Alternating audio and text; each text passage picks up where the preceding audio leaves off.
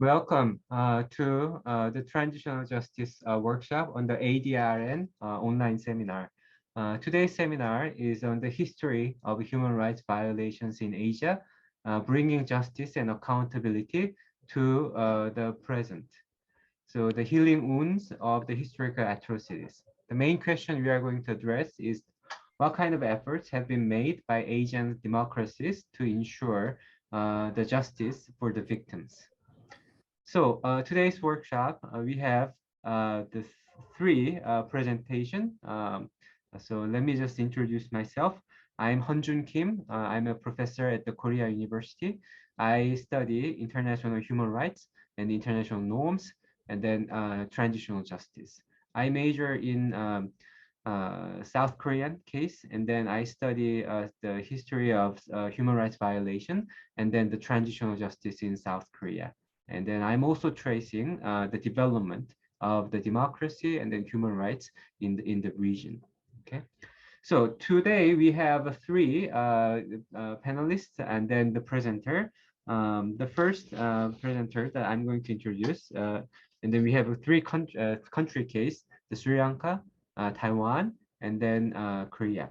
So for the Sri Lanka paper, we have Dr. Paikiasothy Saravanamuttu is a founding executive director of the Center for Policy Alternative. He was a secretary of the consultation task force on the reconciliation mechanisms, and then the first winner of the Citizens Peace Award presented by the National Peace Council of the Sri Lanka. He was a founder of the Transparency International Sri Lanka chapter and has been nominated for numerous peace awards. He is quoted widely in the local and then international media on Sri Lanka. And then Dr. Saravanamuttu will present on the on the Sri Lankan case. And then we also have Dr. Chinung Woo is a associate research fellow at the Institute of Political Science and Academia Sinica, Taiwan. Yeah. He received his PhD degree from the University of Michigan, and then his main research interest includes the impact of the economic development on the political regime dynamics, and then how the regime types influences the economic performance. Today, as mentioned, we will be addressing the question of the human rights violation and then transitional justice in the region. And I think this is a very timely issue, not only because of the widespread human rights violation that still is in the region. Think about the Myanmar. And then in case of Myanmar, many people are also considering the many reconciliation or the transitional justice measures as one of the important topics that should be implemented in the country. And many people have been looked in those countries which have gone through the human rights violations and then transitional justice in the past, South Korea, and then the Taiwan, and then Sri Lanka. We also have some other models in the region, like Indonesia, East Timor, or the Cambodia cases, but those are sometimes related to the many cases in international or hybrid form of the transitional justice. So by looking at three countries, I think we'll get some good and then very important insights about the human rights violations and transitional justice. Today's seminar will first have a first round of a presentation on Sri Lanka and Taiwan, and then South Korea, 15 minutes each for each presenters. And then we'll leave about 40 minutes of the discussion related to the presentation. Okay, so without further ado, I'll just pass to Dr. Saravanamuttu for the Sri Lankan case. Thank you, Professor Kim. Thank you for this opportunity to talk about the situation in Sri Lanka pertaining to transitional justice. As most of you may know, Sri Lanka is currently undergoing its worst economic crisis ever. And it's a crisis of governance in particular, which has an economic dimension and a political dimension. The economic dimension relates to the gross profligacy of the Rajapaksa government, the dwindling foreign exchange reserves, the spiraling inflation, and the grossly adverse exchange rate vis-a-vis the dollar. There are power cuts, there are queues, there's a scarcity of food, a scarcity of essentials. People are protesting all over the country, and they're demanding that the Rajapaksa government get out of politics and bring back the money they allege that the government and this particular family has stolen from Sri Lanka.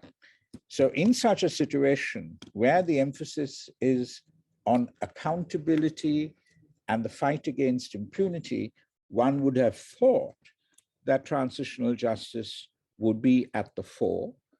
However, going back to 2015, which was the first time that Mahinda Rajapaksa, the president who won the war against the liberation tigers of Tamil Eelam, when he was defeated in his bid for an unprecedented third term as president, again, accountability was the issue.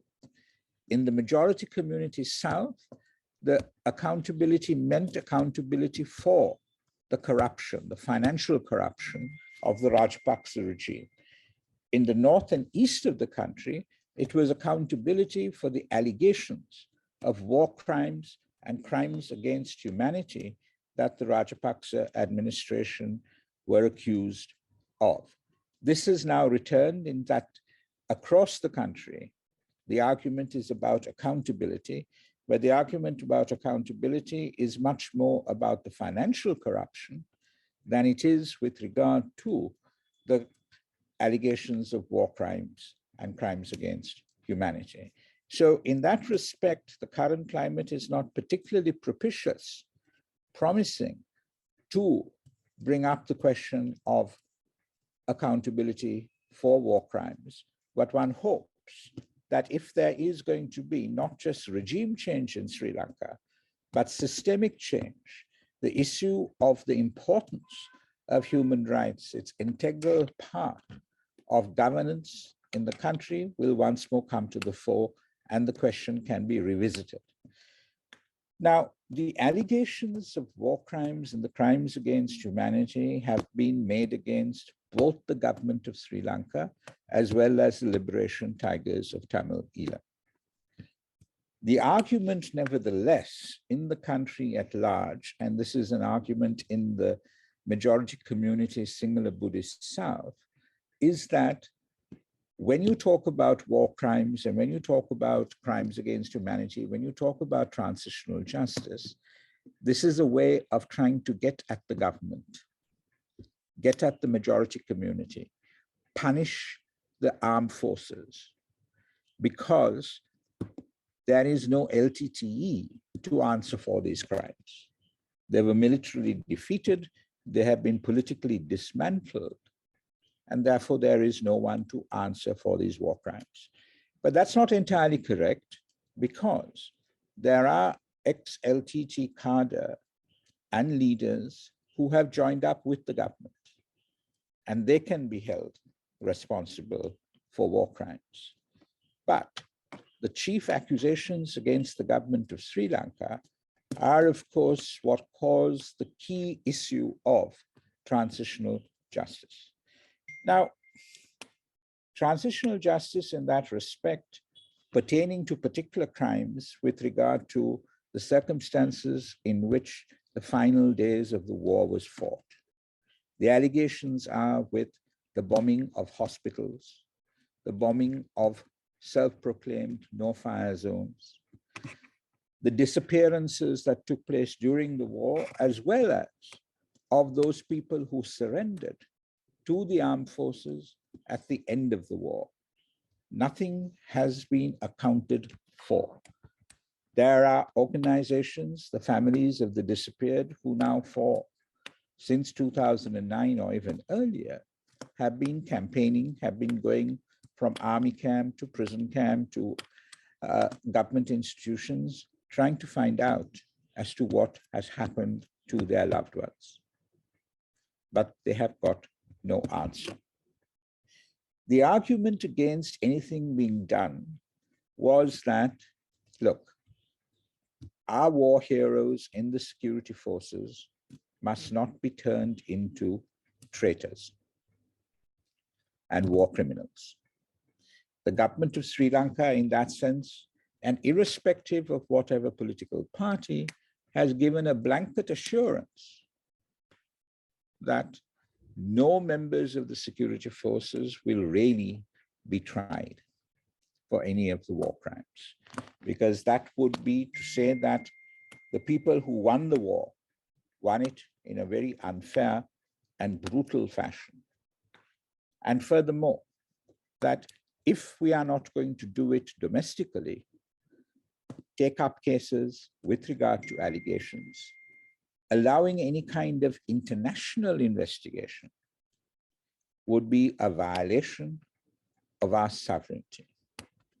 So, despite making a joint communique with Ban Ki-moon in October of 2009, after the war ended, to investigate the issue of war crimes, etc., nothing has happened. The government has done only the act of setting up commissions to look at it. The most famous one was the Lessons Learned and Reconciliation Commission, which said that, look, the Sri Lankan army, the Sri Lankan government did not engage in war crimes as a matter of policy. However, there might have been instances where this happened, and therefore those instances must be investigated. But no investigations have actually taken place. As a consequence of that, the issue has moved to the Human Rights Council in Geneva, where in 2012, we came up with resolutions on Sri Lanka urging the government to implement the recommendations of its various commissions. The failure of the government to do that led to, in 2015, with the change of government in Colombo,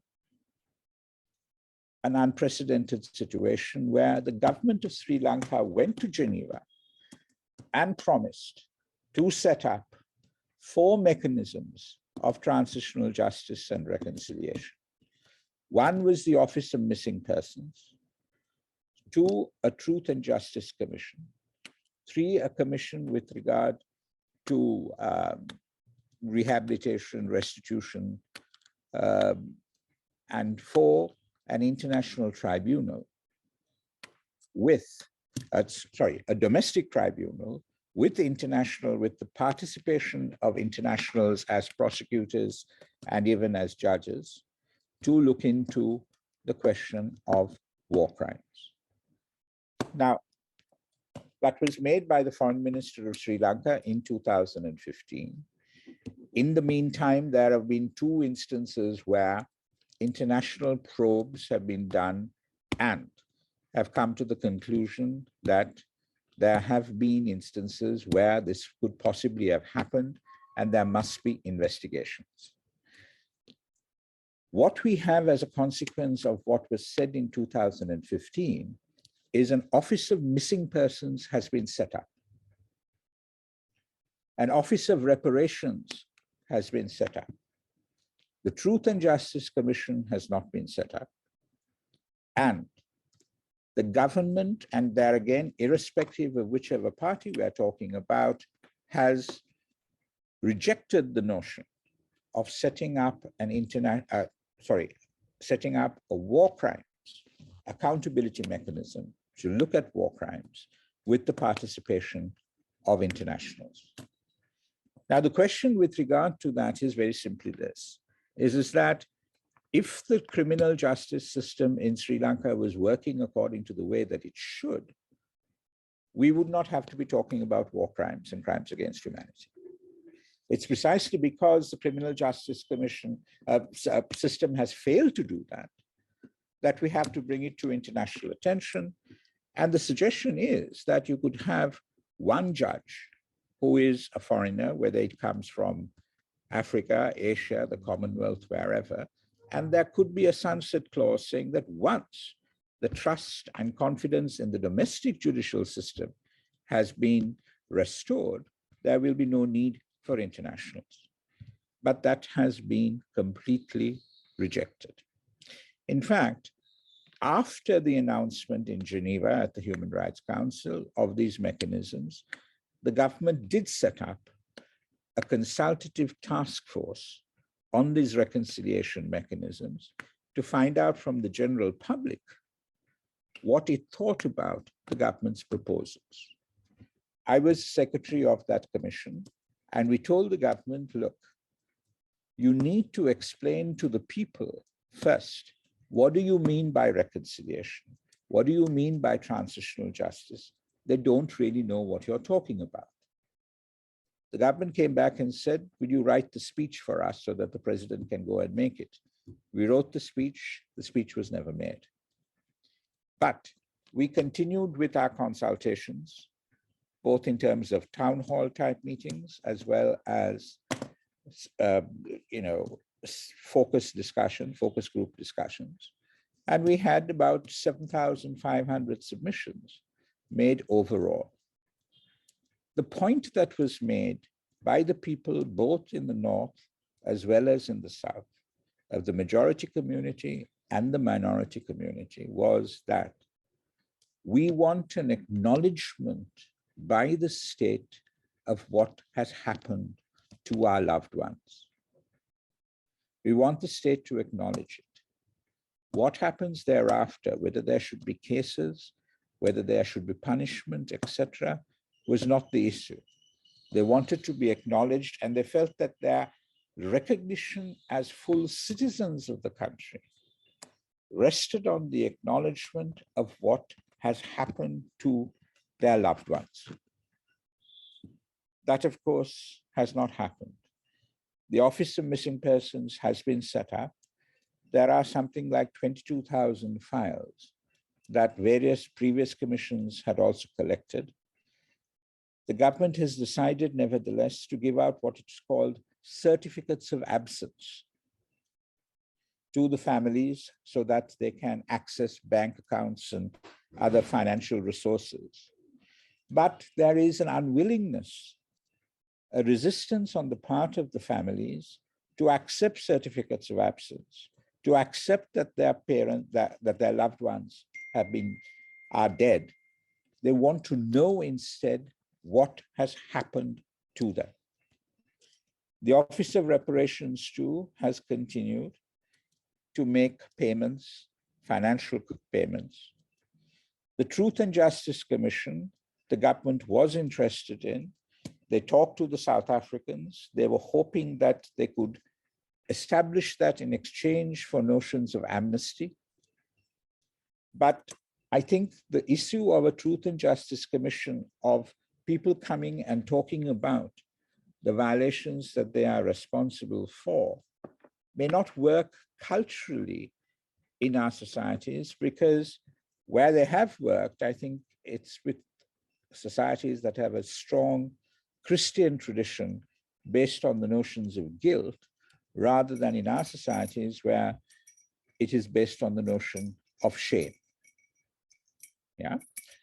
So what we've had since 2015 is this proposal, with two of the institutions that were proposed come into being, and complete silence or rejection with regard to the other two. In the meantime, though, what the government, what the Rajapaksa regime did was, instead of talking about transitional justice and reconciliation, they focused on economic development as they understood it, as a means of bringing everyone together. That did not work either.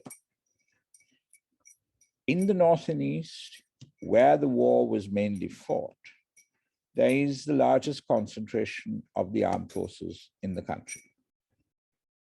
Furthermore, it is a civil society unfriendly government, and the space for any civil society activity has been shrunk considerably. As a consequence, one had to go back to Geneva to get yet another resolution passed on Sri Lanka, calling for accountability.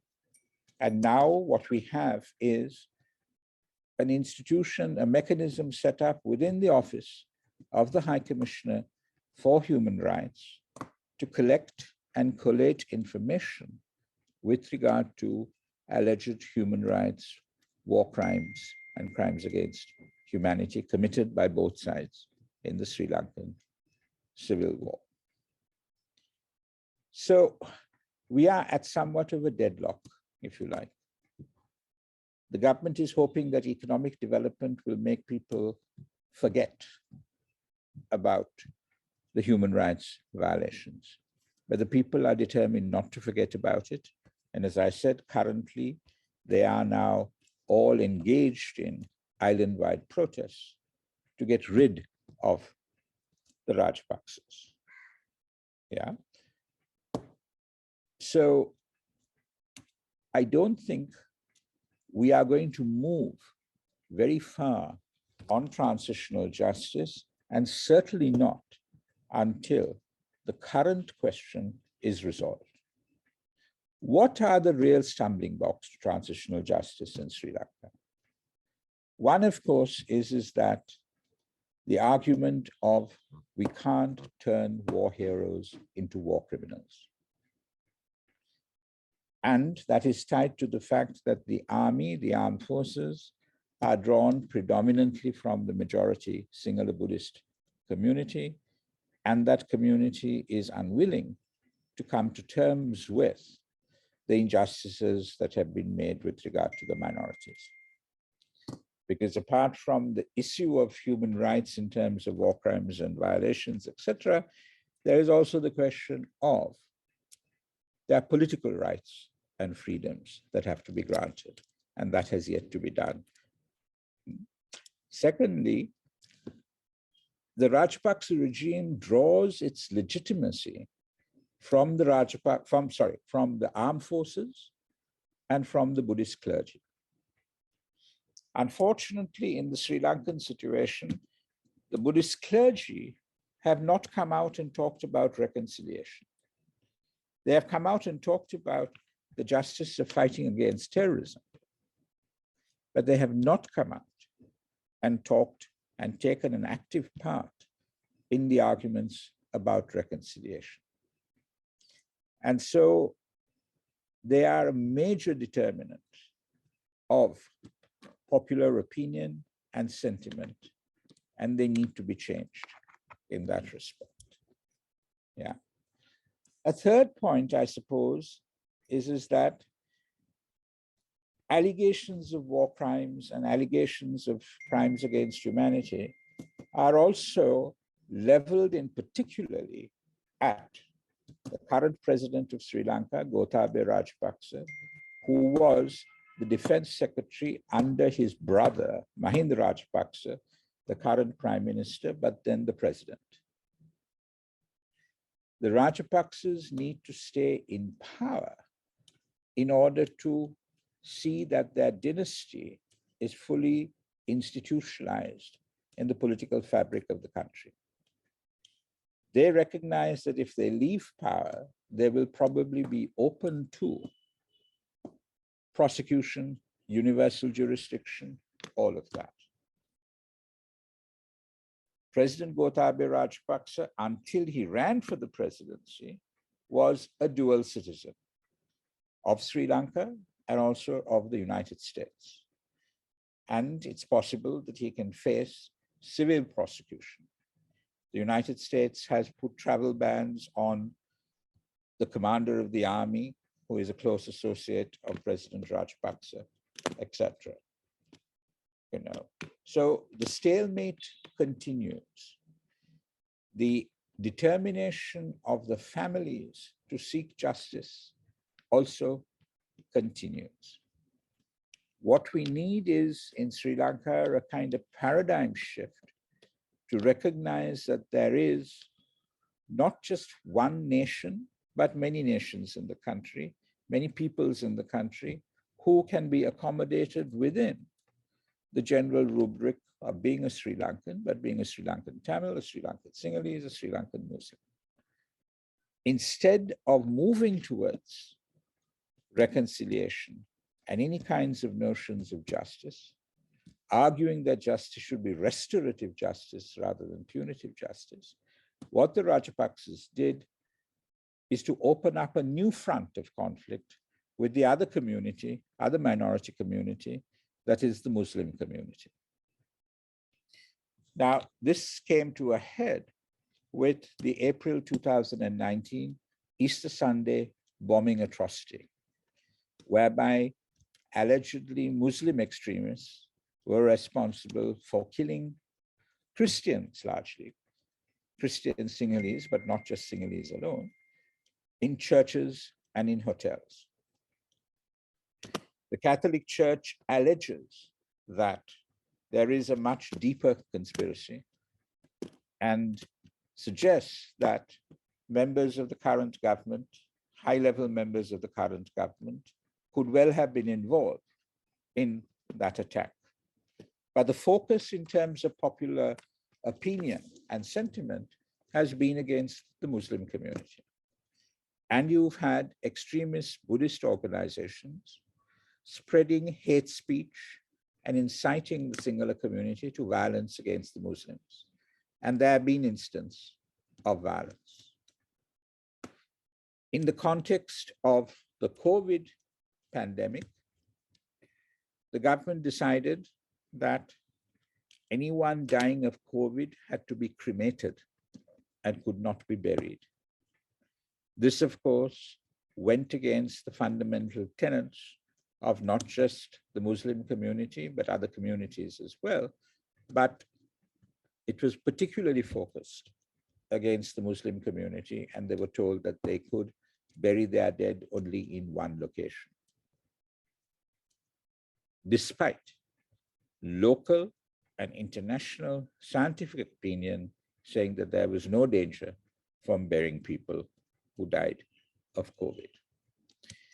Now, of course, all of that has been submerged, if you like, under the general campaign to get rid of the Rajapaksas. So to come back to it, transitional justice must be seen as an integral part of governance in a multi-ethnic, plural, diverse society. That is what Sri Lanka has always been.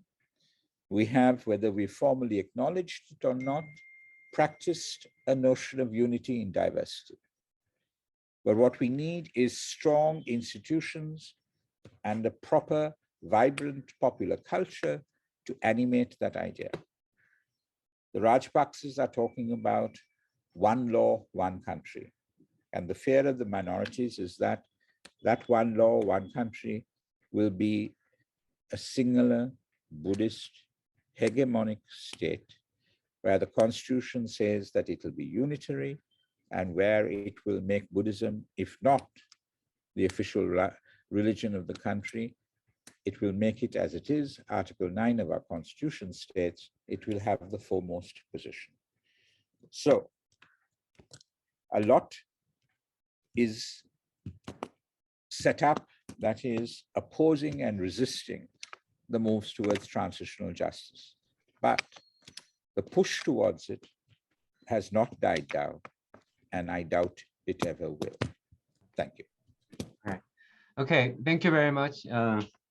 Saravanamuttu. Because by reading your draft article, I learned a lot about Sri Lanka and then transitional justice, because everyone was wondering what would happen after 2009 when the war ended, and then afterwards there hasn't been much studies about transitional justice. But I think what you have summarized and then let us walk through, especially in terms of the relationship between the political complexity, you know, how the transitional justice is related to not just the regime and then, you know, national identity issues, and then, but also, you know, how the current situation in Sri Lanka would go along with the transitional justice. And then I think this is very insightful. I think there will be some questions and then some comments, I think, after the Q&A section. Thank you very much.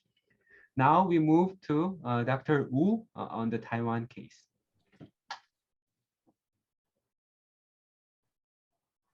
You are muted. Oh, good afternoon. Uh, so I'm going to share my document. So, okay, okay. Uh, okay, thank you for the opportunity for me to share the experience of Taiwan. Uh, First of all, I'm going to share with you some political history background in Taiwan. Taiwanese nowadays are most the offspring of the Chinese immigrant who moved to Taiwan in 18th and 19th centuries. And in the late 19th century, the Japan defeated the Qing dynasty, so Taiwan was become a Japanese colonial rule. And at that period, they have some human right violation to local and indigenous people, and there's a convert woman issue. And then in the end of World War II, after defeat of Japan, the Taiwan was returned to China, and the Kennedy become the rulers. And there's an accident. The two main events. First is the 228 incident. Another one is the White Terror era during the martial law period. And in 1987, Taiwan experienced democratization. And since then, we have four power turnovers, actually three power turnovers.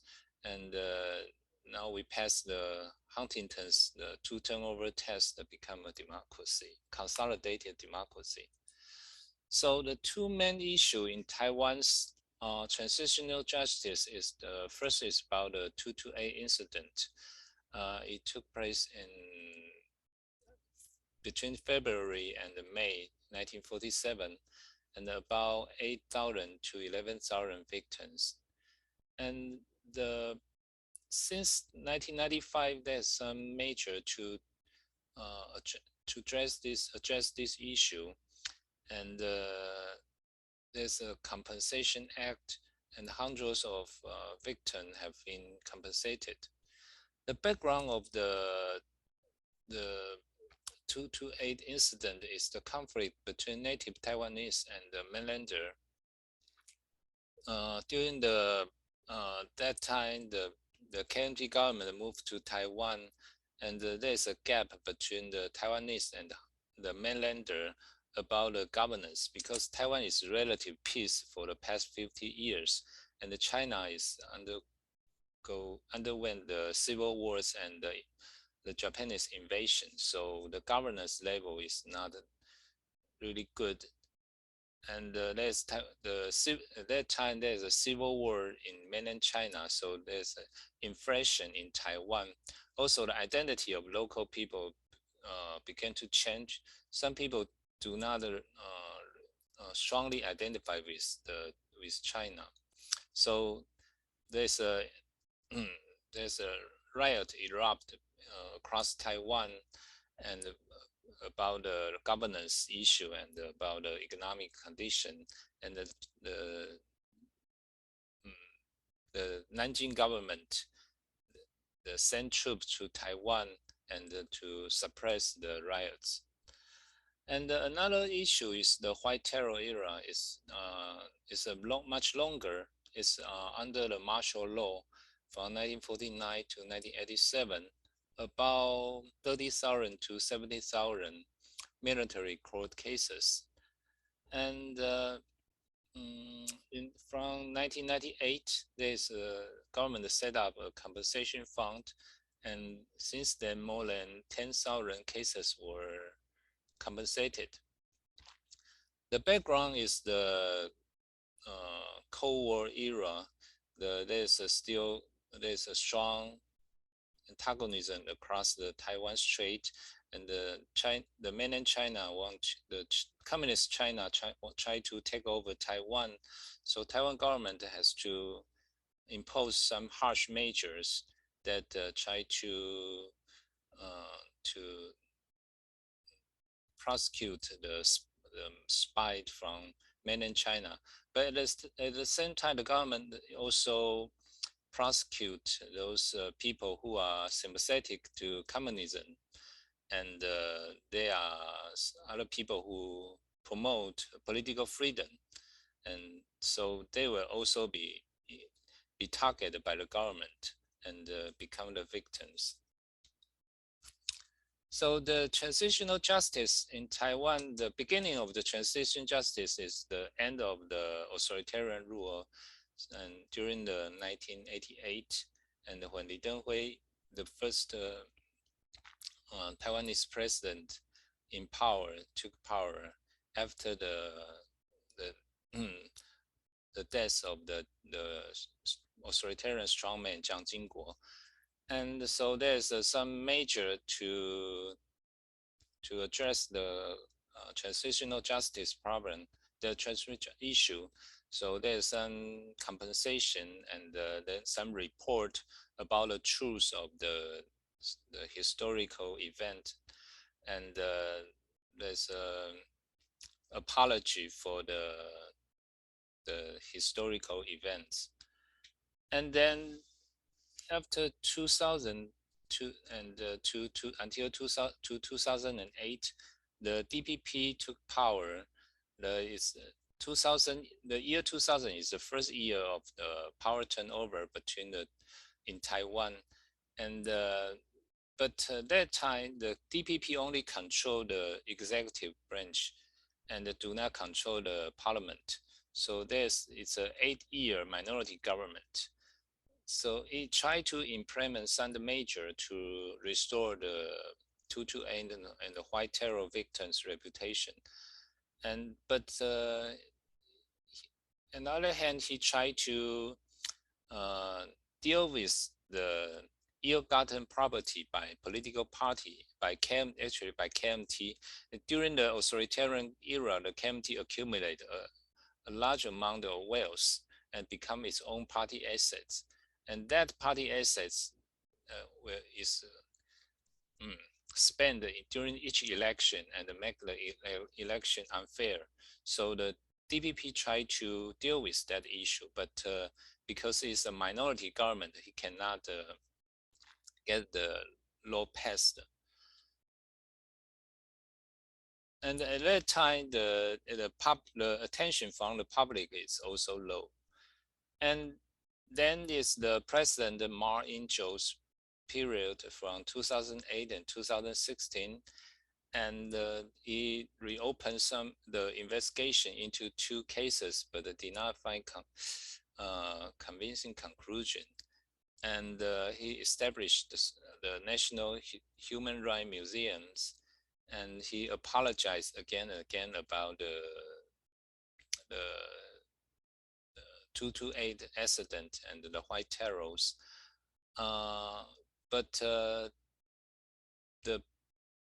family member of the victim do not quite appreciate his apology, because the KMT still worship the authoritarian rulers, and there's some issue begin to deal with the Japanese colonial rules, like the comfort issue on the Takasago volunteer, who is a Taiwanese minority who sent to the Southeast Asia to fight during the World War II.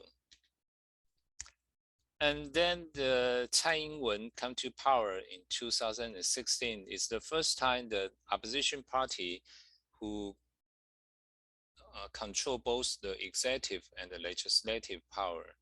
And the new legislation were able to be passed, like the ill-gotten party asset, the target, the KMT's party asset, and promoting transitional justice, and assessing the political archive. He opened the political archive for public to read and to do some analysis.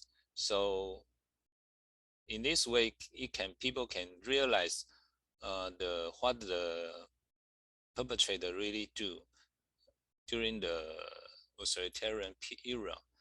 And he established the two commissions, the Transitional Justice Commission and the Ill-Gotten Party Assets Settlement Committee, to deal with the transitional justice.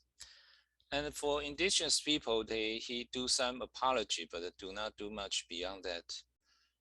So there's because the white arrow,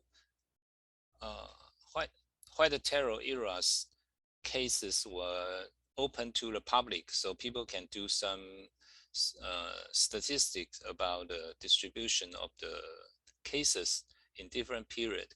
As we can see, most of the cases are concentrated during the earlier period, especially during the 1951 to 1960, the beginning of the Cold War. And later on, there's still a lot of cases, but they register gradual decline. And the implement of the transitional justice. So Taiwan's transitional justice was mainly concentrated focus on the KMT's rules.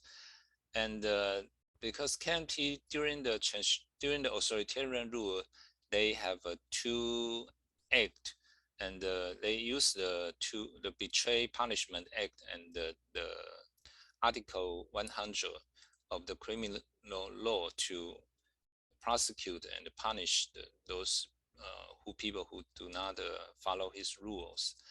And until now, the complete final report about the white terror has not been published.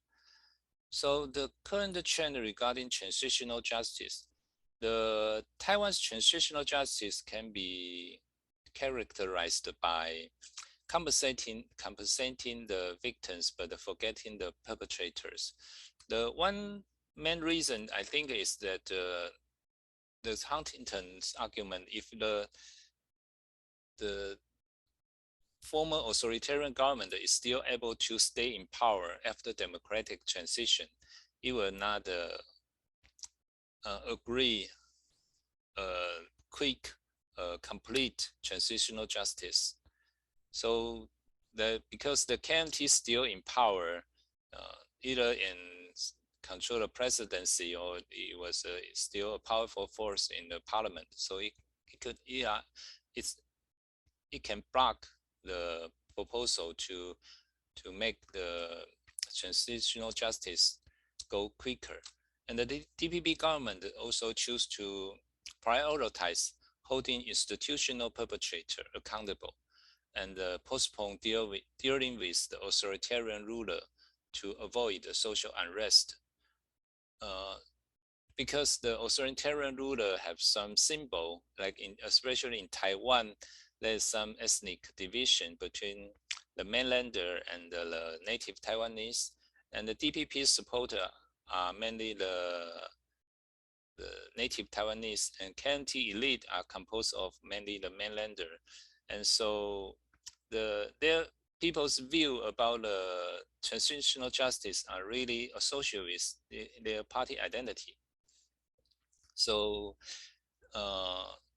the transitional justice is involved or correlated with the ethnic cleavage. So it's more make it somewhat a sensitive issue. So the DPP first choose to hold in the institutional perpetrator like KMT's party asset, and the organization they joined the KMT, but they do not. They try to postpone the issue about the two former presidents.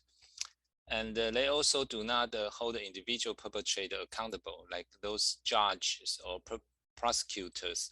They are still in office, but they are commit some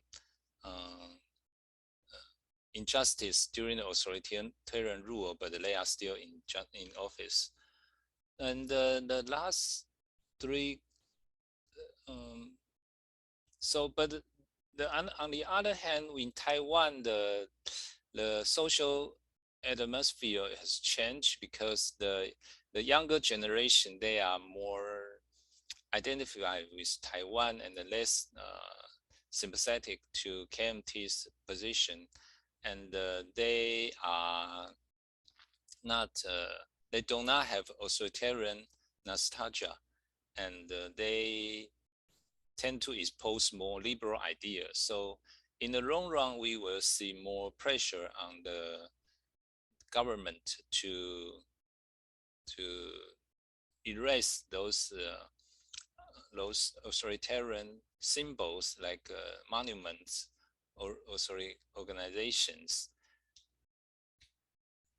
And but we also have to know that not the issue about the political context, it has less stressed in the discussion, because in the White Terror era, it was took place during the Cold War. So in the 1950s, the political threats posed by mainland China was immense and imminent, and many people or government at that time didn't believe Taiwan will survive. So at that time, we have also Korean War and the Kinmen bombs and some international events.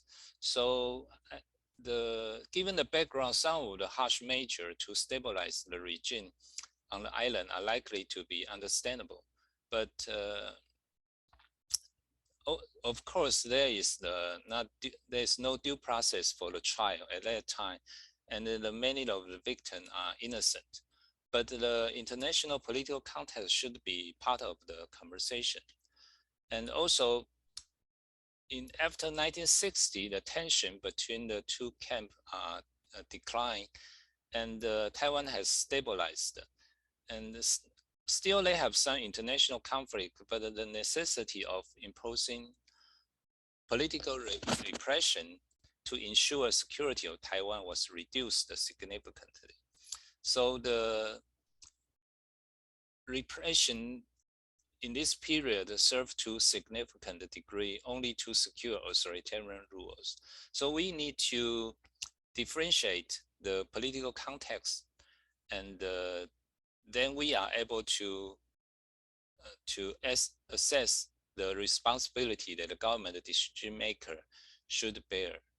And until now, the DPP government, the ruling party, doesn't want to talk much about this. And for Japanese colonial rules, that's another issue. But in Taiwan, the discussion was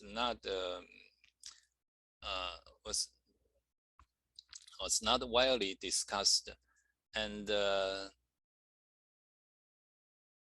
so but there is some issue like the reparation of Taiwanese who served in the military during the World War II and the comfort women issues. But a few political party or civil society organization seems to be very interested in point out the issues. And the main reason, I think, is to avoid irritating Japan, and who is an important ally of Taiwan. The punchline is that China's military threat was so immense, and to counter such threat, we must have not irritating our important allies. So political party to a different degree choose to omit this issue. So, but most of the victims are agents, so this issue need to be addressed soon. So that's my report. Thank you. Okay, thank you very much, Dr. Wu.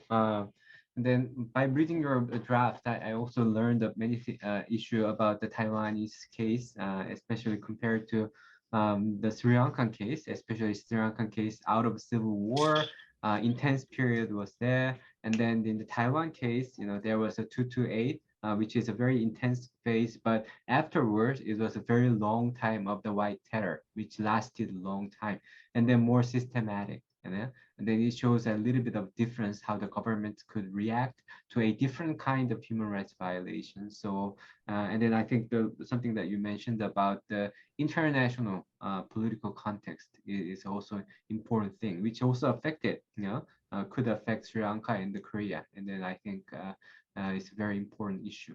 Okay, thank you. All right, so as now I move to my presenter role, and then I'll make a presentation. Okay.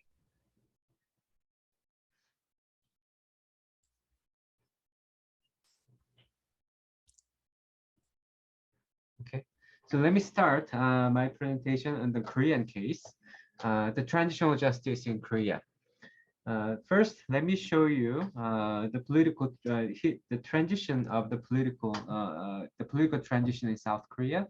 And then as you can see, the history of a political transition in South Korea from 1910 to 2012 involves different regimes, and then some Japanese colonialism, and then some brief moment of the US rule, and then the Korean government, which start with the dictator Lee Seung-man, and then military general Park Chung-hee, and then Chun Doo-han, and then afterwards democratization. Throughout the phase of political transition, we had a severe major unrest, which sometimes led to the human rights violation, and then major issues. For example, the U.S. rule was the Jeju events, which was happened in the Jeju Island, and then Yeosu events, which has many people killed, and then also the Korean War was there, and then we had the coups, and then every political moves ended up with some kind of a political transitions. So, for example, the first transition we had was about the liberation from the Japanese colonial rule. And then with a brief moment of the US military occupation, it ended with a real independence in 1948 and the creation of the Republic of Korea. And then, of course, right after that, we experienced the Korean War, 3 years. And then we also experienced the transition from the war to peace in 1953.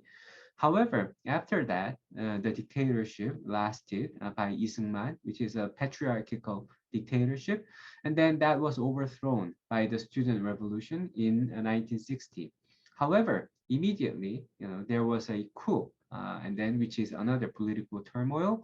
And then because after that, President Park Chung-hee, the military general, was in power, and then in the later phase, he tried to have a dictatorship, and then that also ended in assassination and then the coup. And then we briefly had a movement called the Seoul Spring at the time, but it didn't last because of the coup. But the full democratization, at least in an institutional fashion, came after the Chun Doo-han in 1987. So the long history, and then a lot of upheavals, and then many events shows that there was many political transitions and then human rights violations. I categorized the human rights violation in Korea into 4 types of human rights violation. The first one is the human rights violation during the Japanese colonial regime. And then the second, under the military occupation of the US, and then internal unrest between 1945 and then 1948. And then the human rights violation during the Korean War. And of course, because this was a time of the war, and then a lot of people who were killed by the enemies, North Koreans, and then the Chinese army.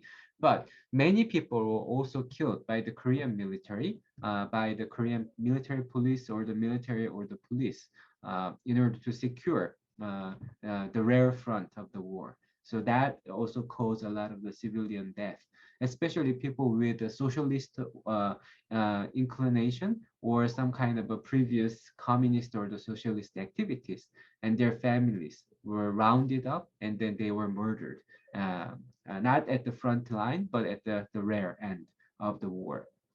And then many civilians were killed by the Korean military, and then also some cases like Nogunli, which is killed by the US military.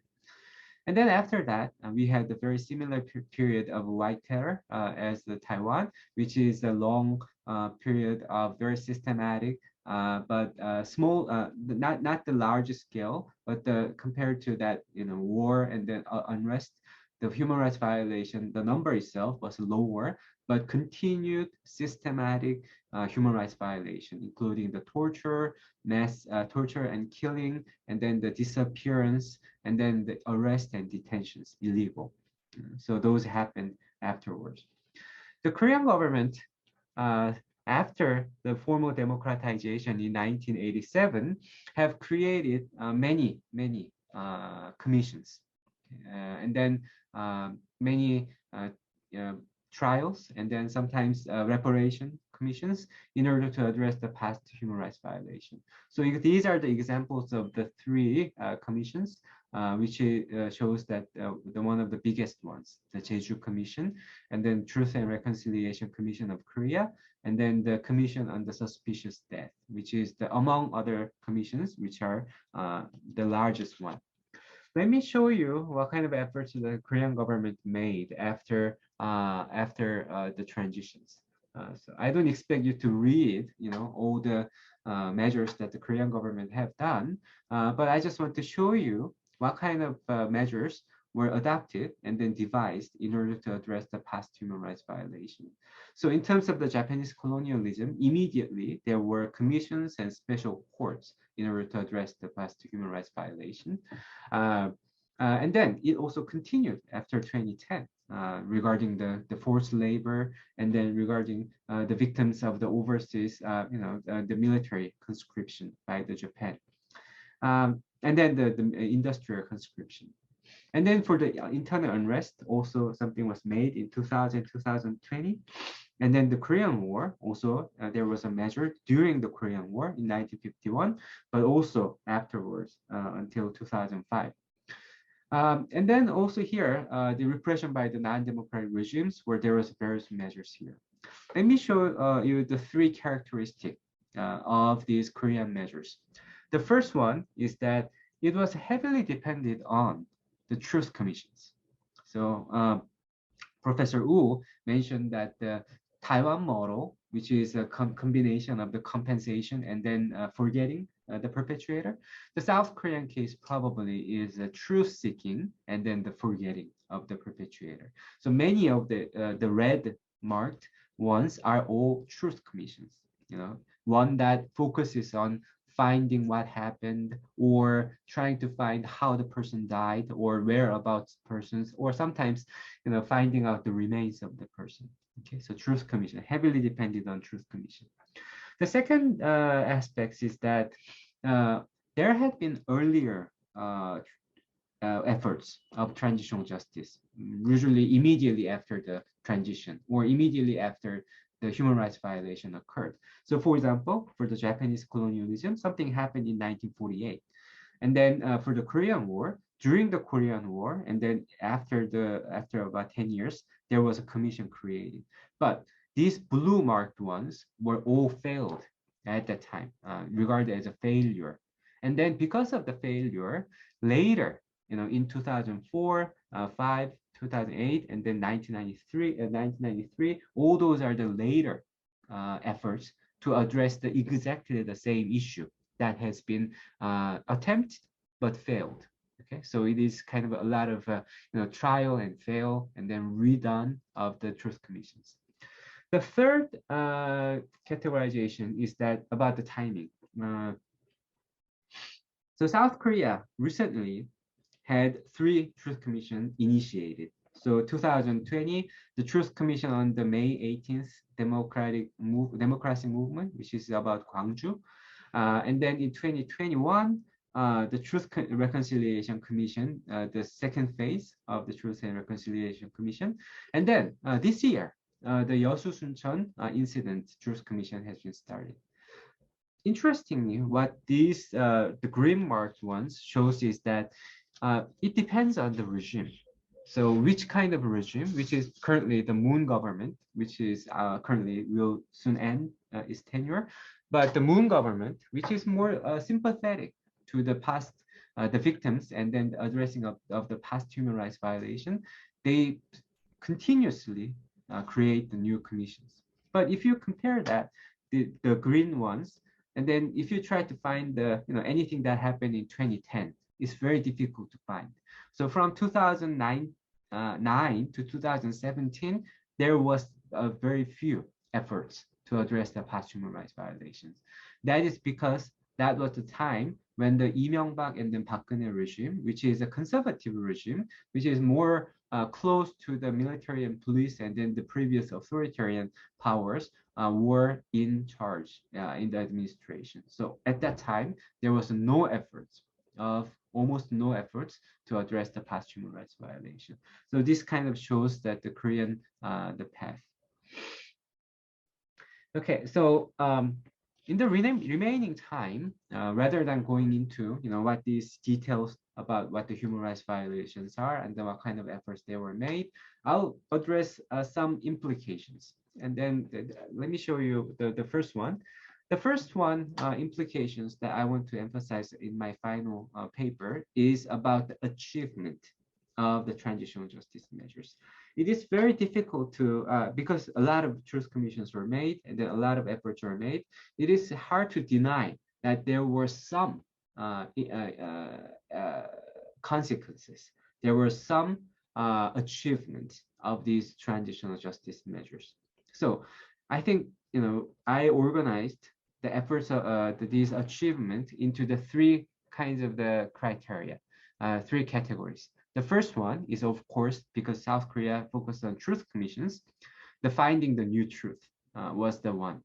And then the second one is a policy and then practice reform, some changes, some positive changes.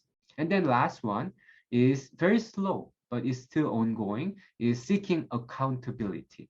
The accountability is not going in a direction of punishing the perpetrators, but it is going of having a more retrial of the past or clearing a someone out of the previous false convictions. Okay, but still, this is a form of accountability. So for truth cases, the fact finding and confirmation has been made. So, for example, the many of the cases ended up with the government recognizing and then acknowledging the past human rights violations, and then providing the official status to the existing fact, and then sometimes the excavation of the remaining of the victims. So, for example, these kind of efforts were made in order to address, and then these are the government apologies by president recognizing. Okay. And then the civic education was also made, so the people are more sensitive about the human rights and democracy. So it contributed to the societal efforts. The policy and practices are more about the governmental apologies, memorial services, or the official government revision, history textbooks, and then government. And then the politicians are more cautious about addressing the past issues, and then institutions and memorial parks. So some of them I show you here is that memorial institutions that is created on Jeju. So all these kind of things have been made, some other human rights violation. And then last one, the accountability. Some of them have sought clear their names of the past false convictions. And then many trials are still ongoing. And then the retrials are happening. So in the form of accountability, of course, we had former President Jeon Do-han Rotae stood on the trial and then convicted. But the main charge was not about the human rights violation per se, but it was more about the coup, the illegality of the coup, and then illegal assets or the corruption issues that was at the focus. But still, the accountability issues came later, especially after the investigation. The Truth Commission reports were out, and then sometimes these reports were used as evidence in the court that these people were able to clear their names of, being a communist or the being a spy or the being a social activist who are trying to make a revolutionary efforts against South Korea. So all those kind of false accusation or the false conviction has been cleared based on the Truth Commission report. That doesn't mean that the South Korean efforts are without any, difficulties. We still have challenges, and then as you have seen, depending on the regime, so whether it's a conservative regime, which is close to military and police and authoritarian past, and then the progressive regime, which is more victim friendly, and then human rights focused. Depending on who are in the power, the destiny and then the history of human transitional justice has been, there has been many ups and downs. Okay, so I think that will also repeat in the past as the new government, which is a conservative government, comes in. A lot of activities that has been started in the Moon administration, which is a progressive regime, will have a very difficult time for sure. Okay, let me sum up my presentation with the three observations or the implication something I found from the South Korean case. The first one is that, as you have seen, the more cases are failure rather than the success themselves. Okay, so in many cases, the more failure cases was there than the success cases in general. So this whole transitional justice was never a easy or the smooth or the natural processes. And then, as I mentioned, it was innately contentious and conflictual and then contested processes. But in the long term, because South Korea started transitional justice in 1987, and then if we trace the long history, in the end, we saw some convergences and then some reconciliation. So at a certain point, even the conservative regime or the representative acknowledged a very minimum fact about human rights violation and then state responsibility. So it is not without any achievement, but it is contested, but it is converging into a certain understanding. I think that is important lesson. The second one is that the Korean transitional justice is not just a isolated or something that happens in a vacuum. It also happens within the development of the international human rights and then also the human rights in South Korea. So as the Korean government become more mature in terms of the democracy, and then also Korea becomes more open to looking at the global democracy and then have a more interaction with the global democracy. I think there has been more demand for the Truth Commission and then trial. So I think the generation effects are certainly important ones. So as citizens become aware of the human rights development in other countries and then are more aware of the transitional justice in other countries, think about what is happening in the US. Think about universities and the society going back over their slavery history. I think all those things have some interaction with the South Korean efforts about addressing their past and then what is normal and then what is good in terms of the human rights. The last one is that because of the regime changes, the frequent regime changes in South Korea, the victims are highly sensitive to re-traumatization, because whenever there was a conservative regime which is not friendly to the human rights violation in the past or transitional justice, they sometimes deny about the past efforts or sometimes cut the funding, or sometimes when the new conservative governments come in, the societal actors who are against transitional justice become more vocal. And then in that certain processes, the victims become re-traumatized. And then sometimes victims are more hesitant to come forward to address the past issues. So all these things were existed in South Korea. So the South Korean case shows that the transitional justice cannot be once and for all or the process. It is a continuing process.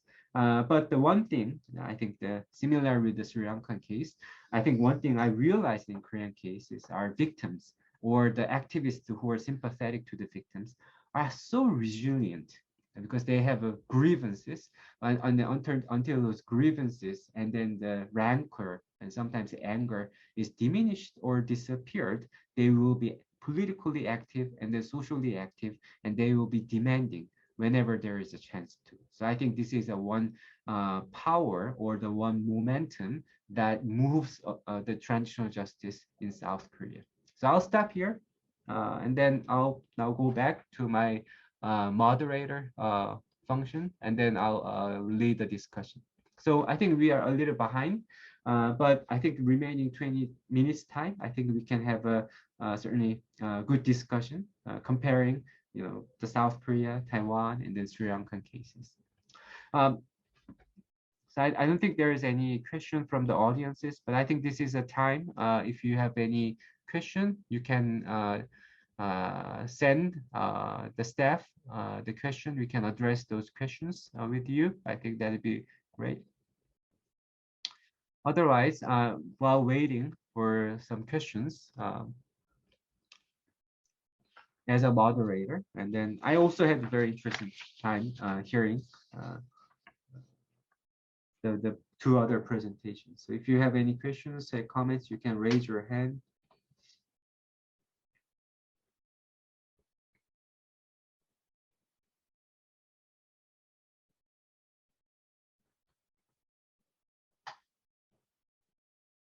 Okay.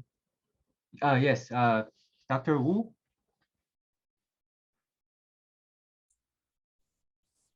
Yes, I want to ask about the compensation in your transitional justice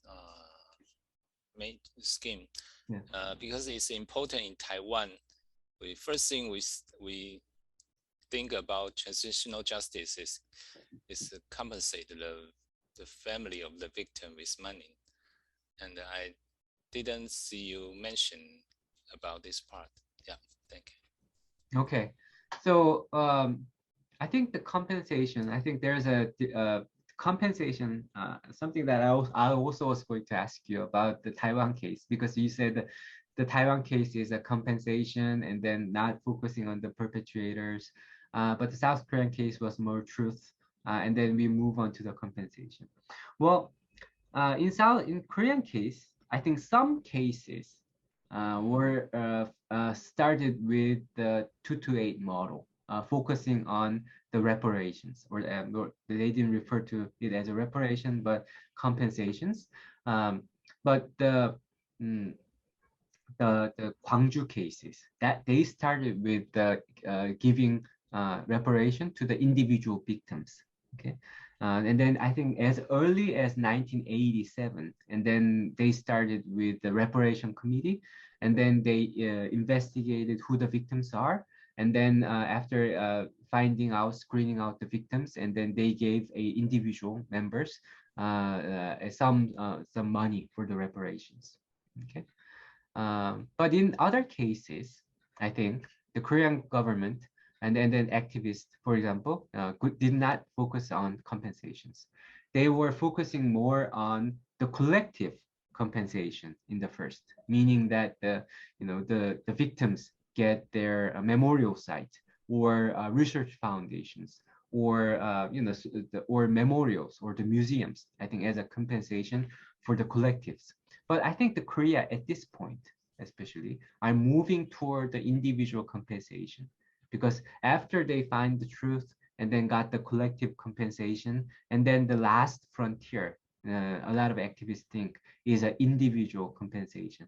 So the government passed the law, and then I think the administrative process has been started to giving out the individual victims a compensation. I think they are receiving those monetary compensation at this point. So I think the kind of sequence is very interesting in terms of, especially comparing with the Taiwan and the Korean. Can I just ask, in both the Korean cases and the Taiwanese case, the compensation issue seems to have had some salience, whereas in our case in Sri Lanka, compensation has never been the real ask. It has been much more the question of the acknowledgement of what happened, and the state's acknowledgement in particular of what happened. Can either of you shed any light on why that would be the case? As to why, compensation has taken much more of a salient role in your experiences than in ours?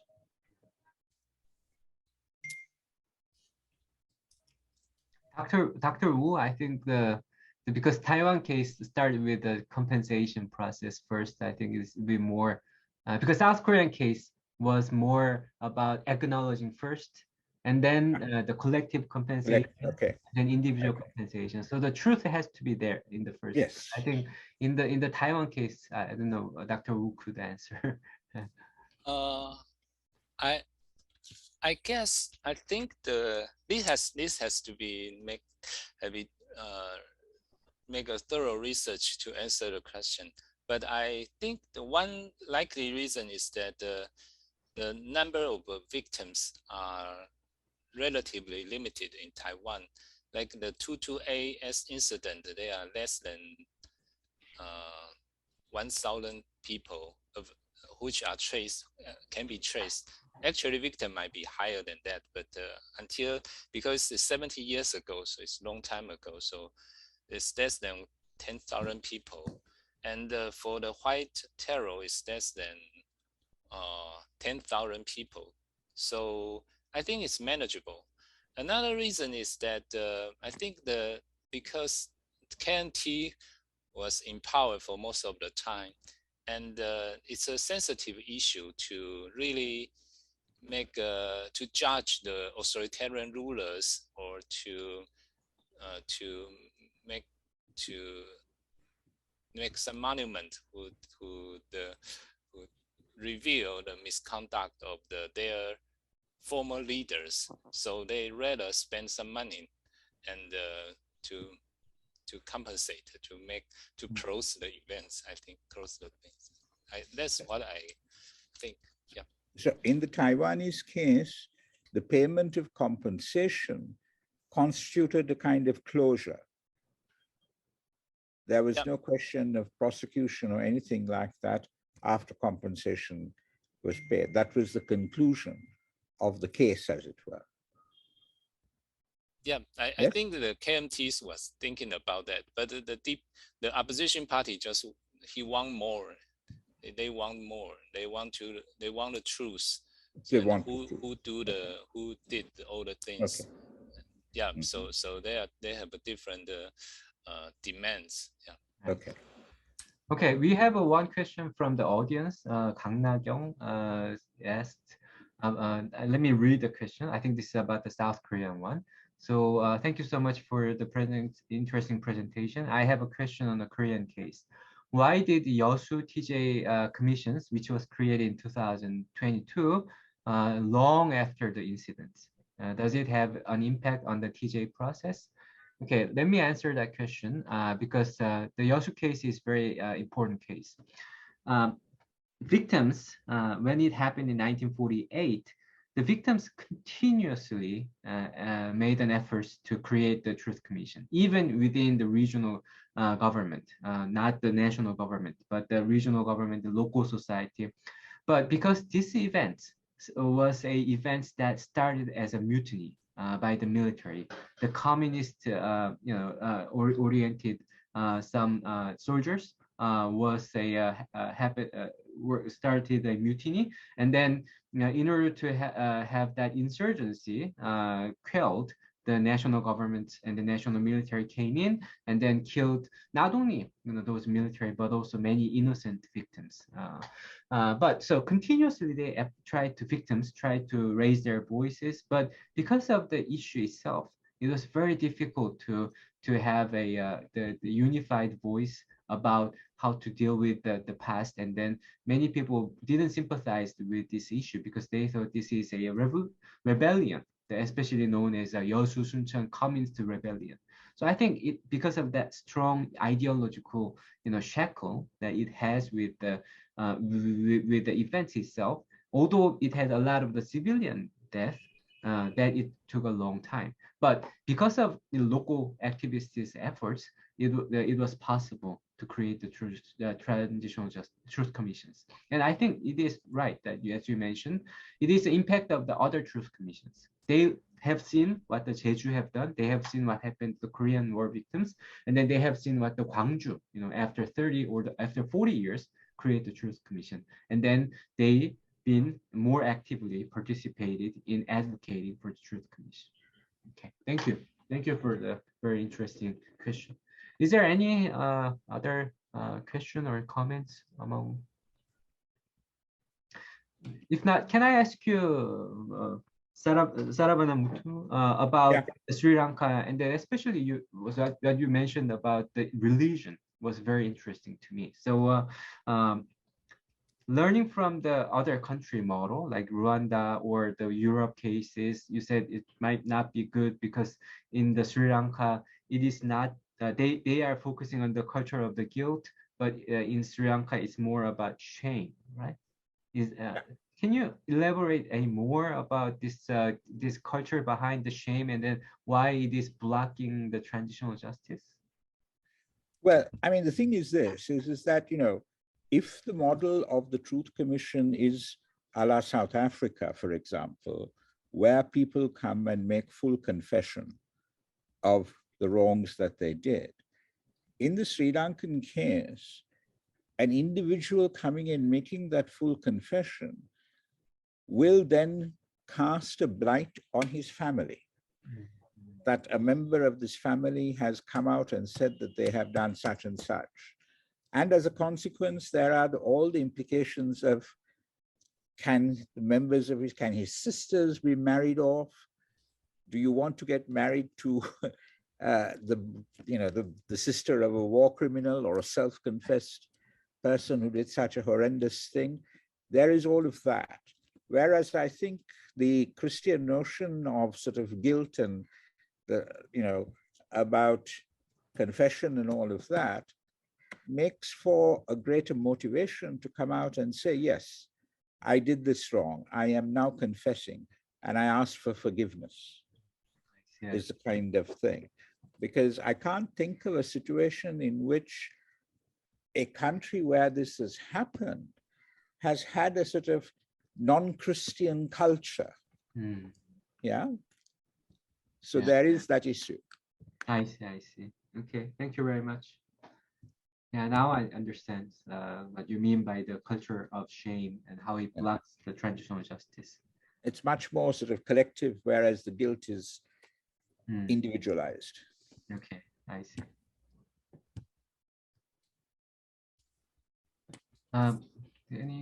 Dr. Wu, what you have said about the new generation, I think I found that very interesting. I think that is relevant to Korea and then also Sri Lanka. And as you mentioned that because the victims has been, they will not stop. And then because if the human rights and then these ideas will become more and more prevalent, they will demand more for the government. Exactly.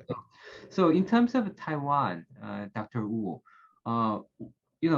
this kind of the removing of the authoritarian symbols like the statue of Chiang Kai-shek, and then renaming of the museum, was the young generation particularly behind this demand to remove the authoritarian symbols, or was it more a traditional the progressive DPP politicians who were at the forefront?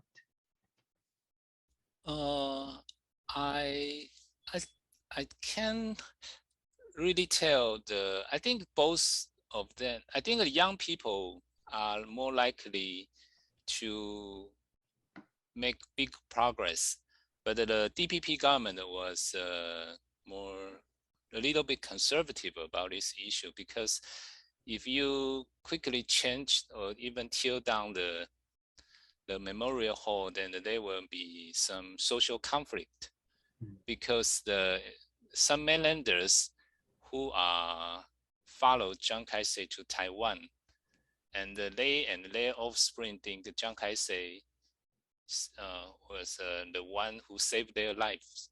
So I don't think the KMT, the DPP will rush to deal with that issue. And on the other hand, the KMTs are beginning to think about the propose some. They propose some changes to the Chiang Kai-shek's memorial hall, like turn into it into a library, presidential library or something. Yeah. So but the young people, I think, they are the forefront, as you say, of the issues. Yeah. Okay. Thank you. Is there any comments? I'm still waiting for the audience, whether they have a question, but meantime, we can still discuss. And is there any question about the final products that we should engage with? Yes, Dr. Wu. Yes, I have a question because I heard the Korean cases, but I did not find much discussion about the Japanese. I think it's to me it's like an important issue in Korea, but you do not mention the Japanese rule, and so I'm wondering, I am curious about the different parties' position toward I the see. issue. Yeah. Yeah, I think that's a good point. I think the reason I left out the Japanese part is more diplomatic issue, between Korea and then the Japan. And then in this case, who are accountable and then who should take action is Japan. So the Korea have to demand for the matters. But in this paper, I focused on the Korean government's transitional justice measures. So that's the reason why. But I think what you are saying, and then hearing a lot about this Korean-Japan conflict about the past human rights violation, I think it's very important issue. And I think the Korean government has been roughly divided between the conservative regime and then the progressive regime. The progressive regime is more toward the cherishing the value of the principle of human rights. So they think that anything that has done, especially the comfort women issue, which is the women's right issue, and then the forced labor, that should be resolved, and then we should get the formal apology from Japan, official apology from Japan, and then also the reparations. Okay.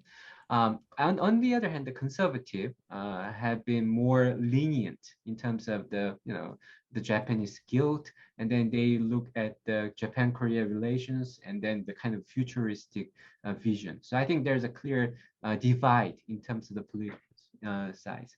But interestingly, what's triggered the most recent the big news between the Japan is not the government action. It was more about the court decisions. So the Korean government has a strict division between the administrative and legislative and then judicial branches. And then it was the judicial branches, because the victims brought the issue into the Korean court, made the decisions, and then they come up and then reflecting the many of the international human rights principles. They have made the decisions, and then they have to carry, sometimes demanded that Japanese companies have to compensate for the forced labor. So I think in a sense there is because of the division between administrative and then the judiciary. I think it is true that there's not much that the government can do, but I think it's something that initiated by the judiciary, and then that causes the problem at this point. Yeah. Thank you. Interesting. Okay, so I think there's no more question from the audience, and I think I have to wrap up. And I think this was a good discussion, especially three very different countries: the Sri Lanka, Taiwan, and then the South Korea, looking at the human rights violation, transitional justice. I think this was a very meaningful discussion of the past. There is certainly the similarities among these three countries, international political context, and then also the past human rights issues is tangled with the current human rights, the political conditions, depending on the different political parties. I think it is a very universal issue about the transitional justice. But individual countries also have their different characteristics. So Sri Lanka has in a stalemate, and then have a long way, probably. It will probably wait until 10 or 20 years to resolve the issue in certain form. And then the Taiwan, which started earlier in 1992, but renewed attention after the DPP was in power. So they have their own problems and an emphasis on compensation. And then the Korean government with different kinds of the issues. And then also which I didn't mention, is about the North Korea. We have to resolve the issue with it. So each individual have a different particularity and then the specific aspects. So I think we will continue on the discussion. And then for that matter, I would like to thank all the participants of the seminar and then the audiences for their valuable time and then sharing your expertise. So thank you very much. So I will wrap it here. Thank you. Thank you. Thank you. Bye-bye. Thank you. Thank you. Bye-bye. Thank you. Thank you.